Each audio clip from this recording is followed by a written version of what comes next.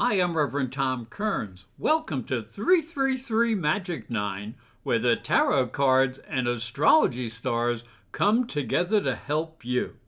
By combining the visual messages of the tarot and the energy of astrology, you can be prepared for the opportunities and challenges coming your way.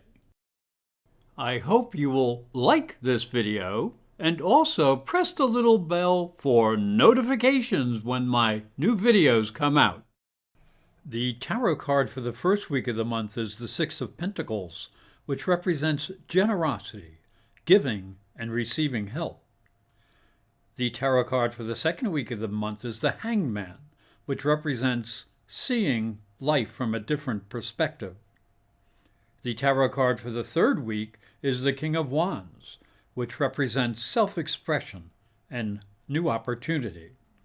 And the tarot card for the final week is the Emperor, which represents strength, power, and success. Gemini, the tarot card for the first week of the month is the Six of Pentacles. It shows a man giving help to two people. He is holding a scale, so justice will be done. It represents generosity and help, given or received. You may be in a prosperous time, so be willing to help others. You may connect with people around you in a positive manner, which can benefit everybody. You may also gain authority or be well respected by others. And there may be some new opportunities around you. Now, as we look into the astrology, the month begins with a happy connection between Mars in the first house of personality and Jupiter in your 11th house of associates. Now, this is an important time to know what you desire from your affiliations and what you really need, since Jupiter is retrograde, and that can push you a bit to extremes. And that's really important because then Mercury will oppose Jupiter the next day, bringing mixed messages, especially from romantic interests. So watch what you say to them, because they may be a bit off balance, or maybe even yourself.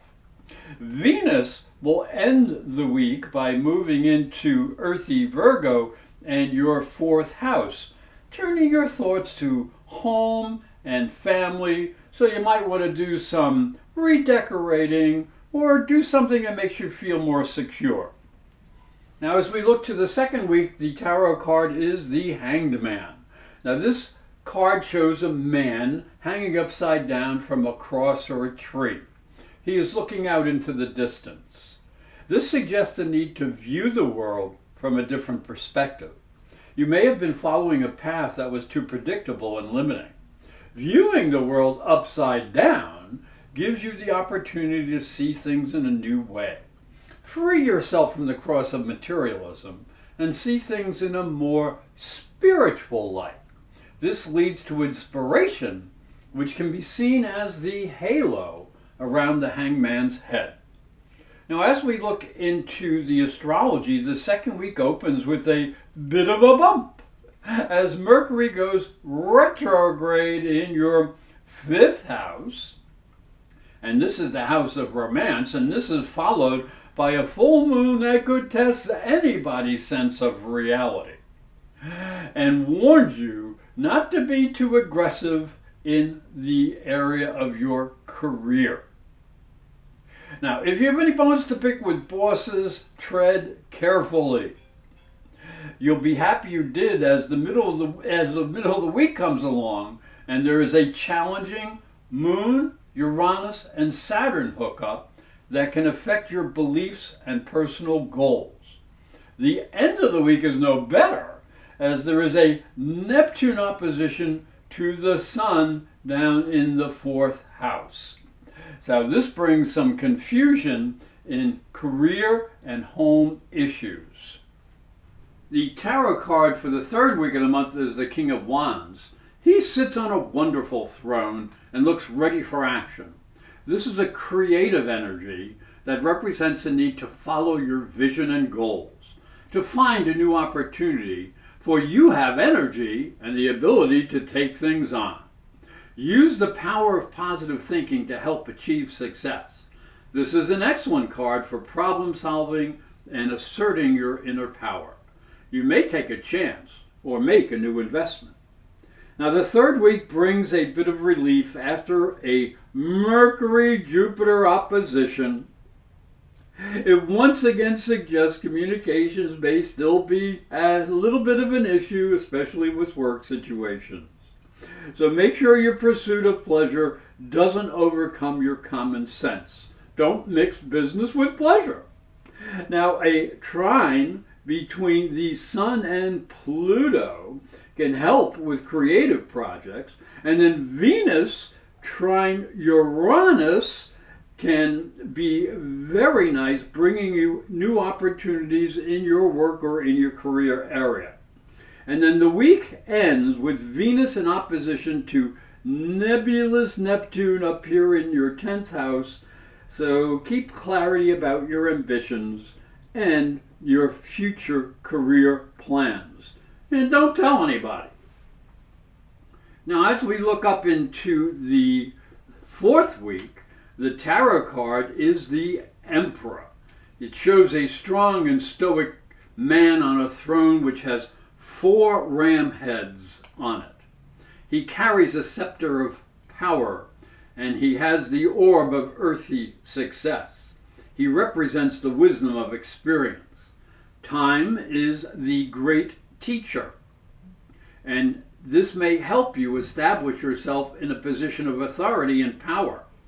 It also represents the ability to establish order that benefits everyone, and you may gain a sense of self-mastery. Now, as we look into the fourth week, you can see that there's a bit of tension in the air, especially as the new moon in the 5th house of pleasure opposes Jupiter in your 11th house of social events. Now, this may challenge you to be on your best behavior when dealing with associates and friends. Taking care of group responsibilities will pay off later in the week as active Mars Trines steady Saturn up in your 9th house of ambition. This can bring a new sense of opportunity that you've been looking for. And then Venus will enter into romantic Libra as the week ends, restoring a sense of harmony to romantic and creative projects. Hi, I'm Reverend Tom Kearns, and this is my story. If you are a spiritual seeker, it may help you on your journey. I believe your spiritual development is as important as your religion. If you look at Christianity, it focuses on the life of Jesus. But Jesus was never a Christian. He was Jewish.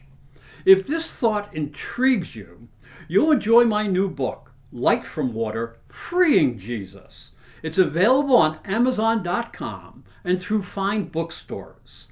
And it may help you on your spiritual journey. Thank you for watching. Thank you for listening. Please like this video, subscribe, and ring the little bell to be notified when new videos come out. And if you'd like to arrange a private psychic and spiritual reading with astrology, just go to my website, internetpsychicreadings.com or professorastrology.com.